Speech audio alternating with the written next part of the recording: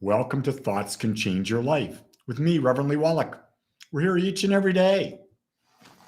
We do this because it gives me joy talking about life with you. It gives me ideas. And so today I want to talk about this idea about that the only opinion that matters is your own. The only opinion that matters is your own. And your opinion about yourself, I would advise, should be, am I living in fear or am I living without fear? I think the purpose of life is to fully experience all that life has to offer. And I think that fear holds us back. In fact, I don't think, I know it does. You just watch out there and you can see that. And so the question I would ask you over the last year and a half, what have you not done because of fear? What have you not done because of fear? Was your fear warranted? Or was it misplaced? Are you fully living in every moment, or are you stuck not fully living in every moment because you're fearful? Are you fearful to try something new?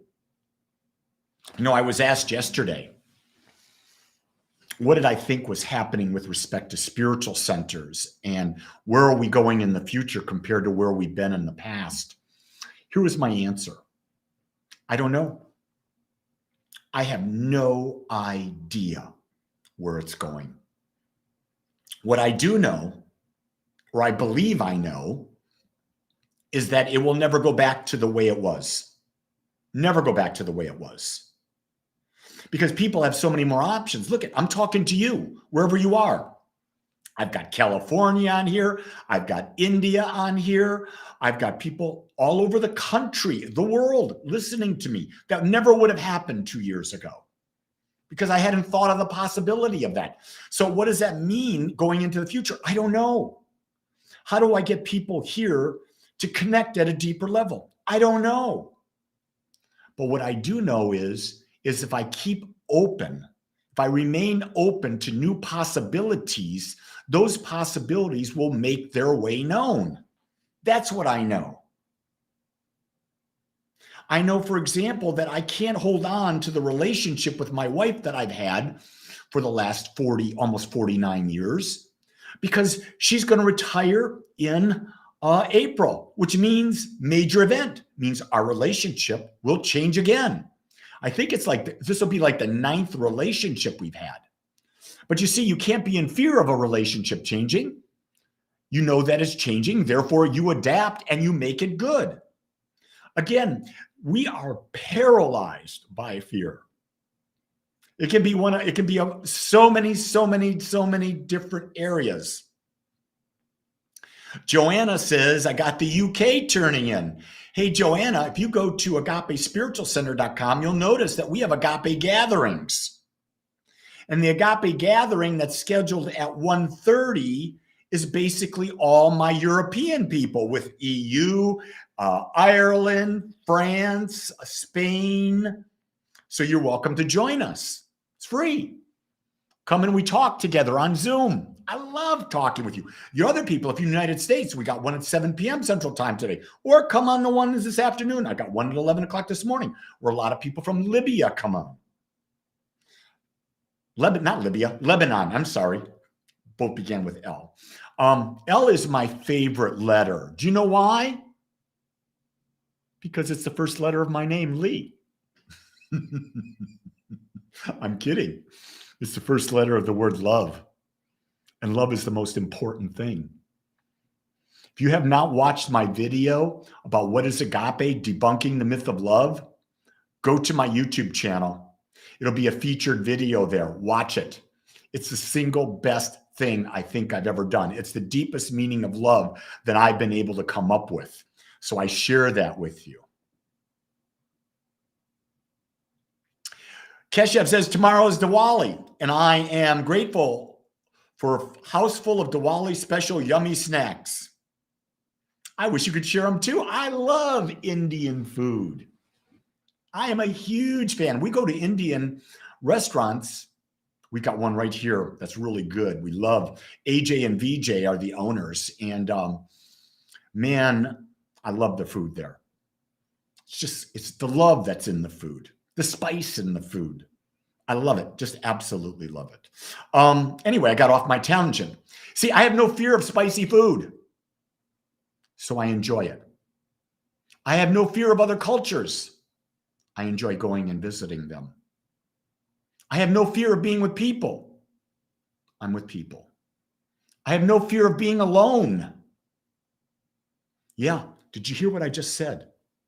There are a lot of people that have a fear of being alone. And I think that's probably greater now than it's ever been.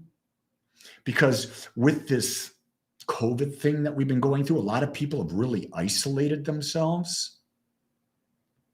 And I don't know that there's a reason to isolate. I think there's ways to be together with people. There's ways to connect with people. That you don't have to feel isolated. That's one of the reasons I've got the Wednesday Agape gatherings at 3 different times. So people can come on and not feel isolated, but rather they can connect with other people. They can share in a safe place. I think it's real important that we find places where we're safe to be ourselves. No matter who we are, what we're doing, it's real important that you feel safe. Do you agree with that? Let me ask you. If you look at your life right now, what percentage of your life do you feel that you are safe to be you? Is it 100% of the time? Probably not. Is it 75% of the time? Probably not. Is it 50% of the time? Maybe. Is it 25% of the time? Maybe you don't feel safe at all. I don't know. I'd love to see you put down a number. Share with me. Share with me what does it mean for you to feel safe? Keshev says 70%. Keshev, that's really good that you feel safe that much of the time. I don't think most people can do that. But one of the things, too, that I'll share about Keshev, he's much younger than me. He's much younger than me. I think Keshev is about 16. I'm 70. That's a lot different. Renee wants Keshev to share pictures. I love pictures. Hey, have you noticed on Agape Spiritual Center or on Reveille Wolak, I am sharing pictures that we take at our services that are local. So you get a feel for what the community's like. You get a feel for, Richard says, 67. Now, Richard, is that 67% of the time you feel safe? Or are you 67 years old? I just find it fascinating that you chose to put 67, not 65. I'm 65% of the time. Ian says, I feel I can only be myself 25% of the time. Ian, you're probably very normal. You're probably where most people are. Most people don't feel safe. But here pops in Joanna. She's in the EU and she says, my God, I feel safe 90% of the time. Good for you, girl. You see, there's no right or wrong here. These numbers are just measurements by which you get to do a look-see at your life and say, wait a second, where do I not feel safe? And why do I not feel safe there? What is it within me that's not allowing me to feel safe? That's the question you want to ask. It's not what's out there, but what's in me that's stopping me from feeling safe. Because remember, whether you feel safe or not, it's your perception. Most of the time, your perception is just that, it's wrong. Sometimes your perception is very right. I'm not going to discount that. Sometimes you may be around abusive people, verbally or physically abusive, and you don't feel safe. Then the question you have to start asking yourself is, if it's physically abusive, you need to get the hell out. Can I be more clear about that? You need to get the hell out. If it's verbally, if it's emotionally, you feel unsafe, then you got to ask the question, why am I allowing this to happen in my life? Why am I allowing someone's words to knock me down, Why am I putting their opinion above myself?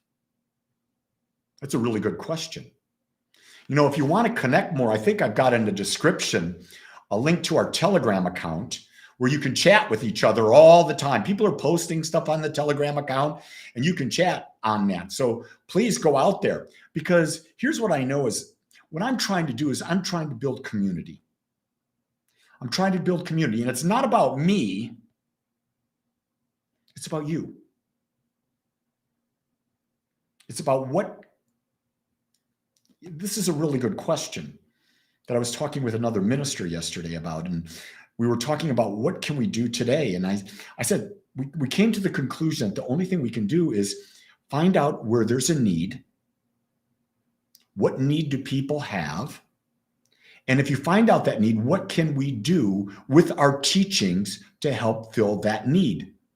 Bring something valuable to the table that can help people fill the need, fill the void, and take their power back. Because that's what I teach. I teach self-empowerment. I teach self-love. I teach self-acceptance. I teach self-worth. I don't teach self-reliant. I don't teach to be reliant on Lee. That's the farthest thing that I want. I don't want you to rely on me. Hell, that puts me in prison. Now I have you as a responsibility. I don't want you as a responsibility. I got enough trouble being responsible for Lee. You see, when I gave up being responsible for everyone else in my life, I could focus on the one thing I could control. And not all the time that easy. So I can control me when I focus on it. And I want to. I got to want to change. I got to want to become more. So I share that with you. So this is really, for me, this is a great conversation. I love having this conversation. And thank you for participating with me on the side. If you have a need that needs to be fulfilled, bring it tomorrow morning. Write it in the comment. Let me know. What can we do to fulfill needs?